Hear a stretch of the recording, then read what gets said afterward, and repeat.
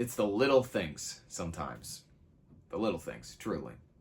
It's not the big moments, it's not the big events, but just as simple as sitting on a board. You're going to hear about a story about that in just a little bit. Today, in our last of these videos, you're going to hear from Miss Linda Bogan talk about her time in Kentucky. And I love the joy she has. I love the honesty she has. And I love the simplicity that she shares just her story in the most beautiful, honest way. And so I pray that as you listen to this, that you're encouraged to, as you follow Jesus and as you too go with the gospel, just like we believe every follower of Jesus is called to do here at St. Luke. And so today we hear from Miss Linda Bogan about her time in Kentucky.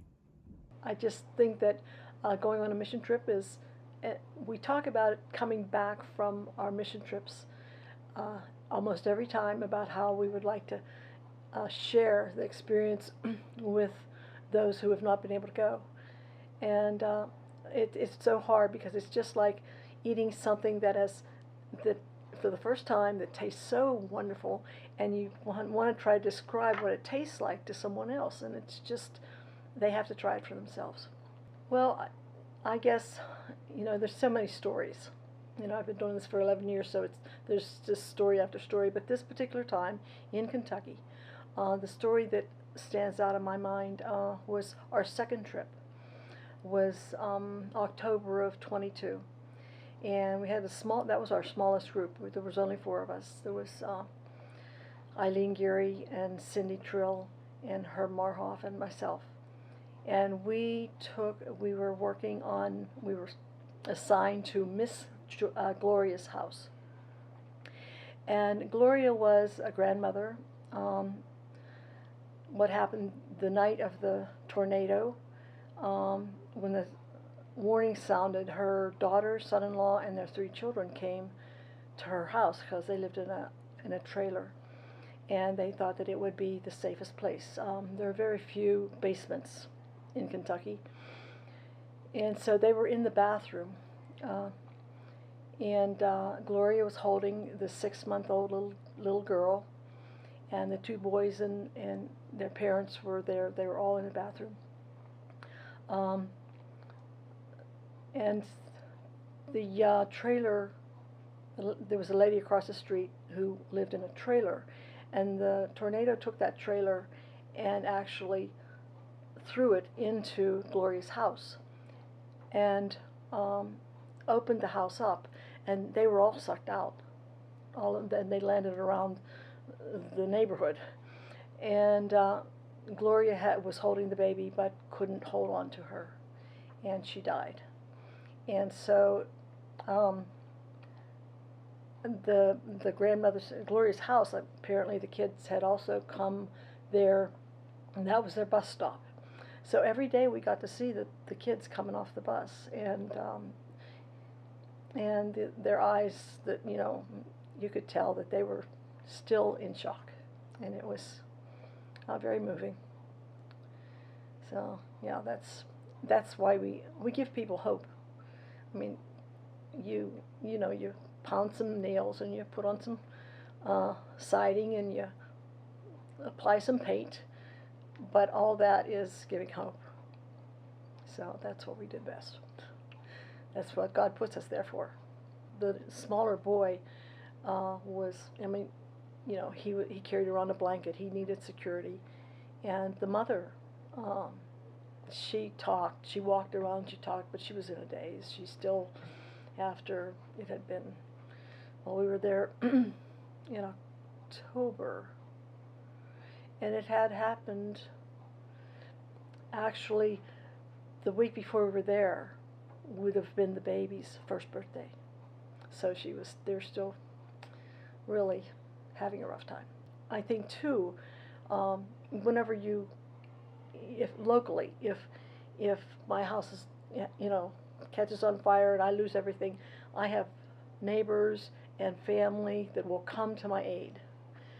But if the whole region is gone, like in a hurricane or a tornado, maybe the whole family has lost all of their houses. So who helps then? We have to we have to go into a larger family and a larger neighborhood. We have to, maybe 2 states away. We've got to bring the family together and the neighbors together. I was actually on 6th to Kentucky because Lita Thompson and I had gone just by ourselves to cook one week. And I started in 2013 after we went to Atlantic City after Hurricane Sandy.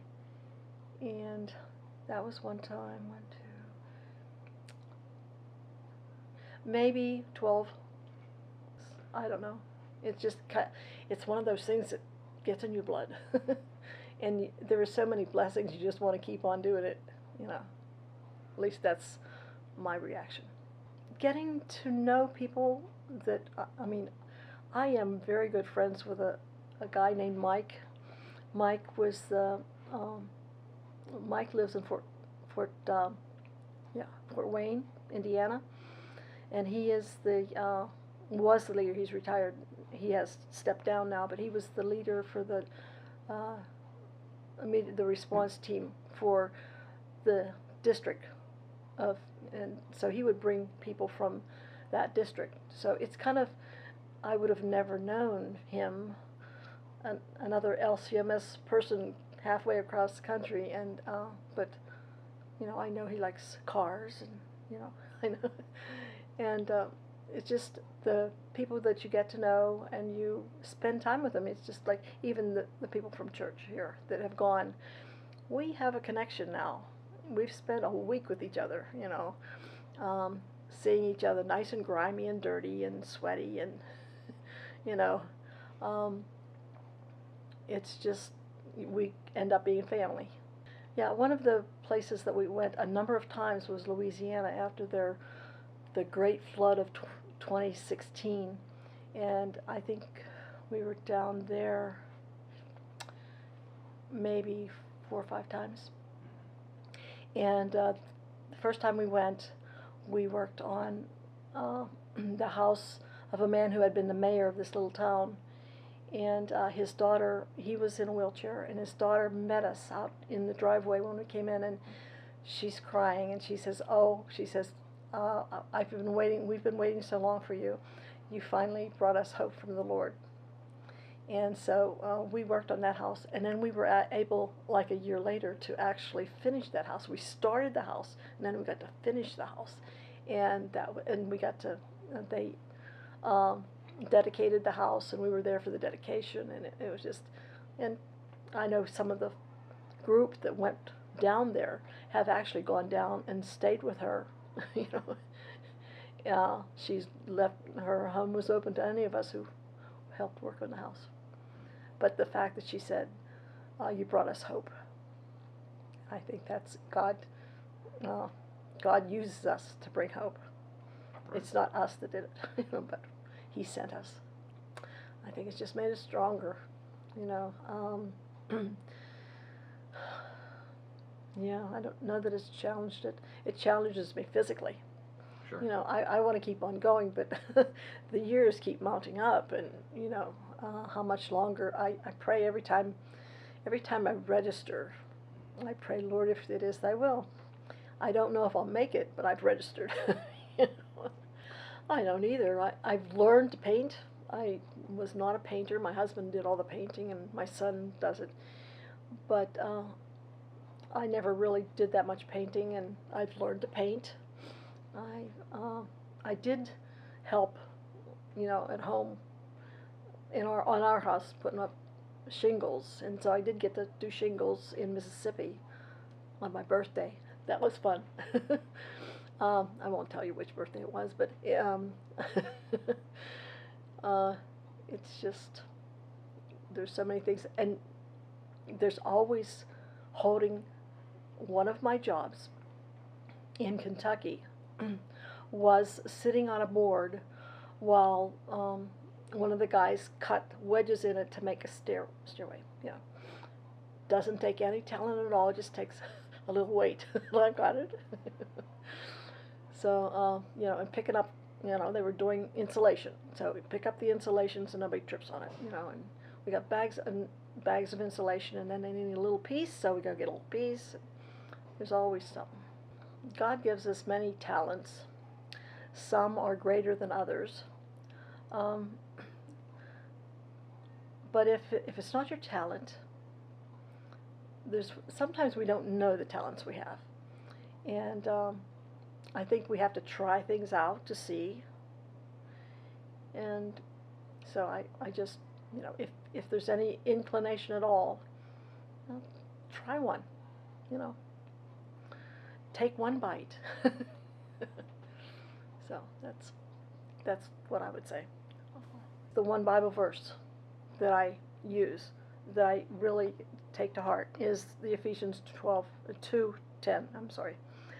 For we are God's workmanship, created in Christ Jesus to do good works, which God prepared in advance for us to do.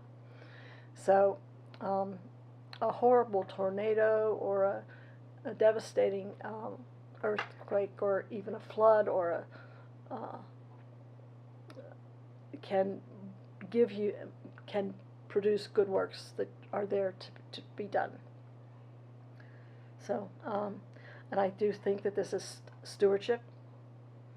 I think that we take a small portion of our time, the time out of our life, to serve the Lord by helping others. So, and then even though I'm not a professional contractor, there's usually something I can do. The one thing too is we're encouraged by the people who we go, the Fuller Center for Disaster Rebuilders is who we've been working with, and they encourage us to make sure we stay safe. If we don't think we can do it, don't force it. Somebody else will do it at another time. Somebody, you don't have to do stuff. If you need to sit down, you sit down. You're not on the clock, so it's do it at your own pace and take care of yourself. That's one of the things we learn. And if you think you want to join a team, pray about it and then see where God leads. I'm Linda Bogan, and I go with the gospel.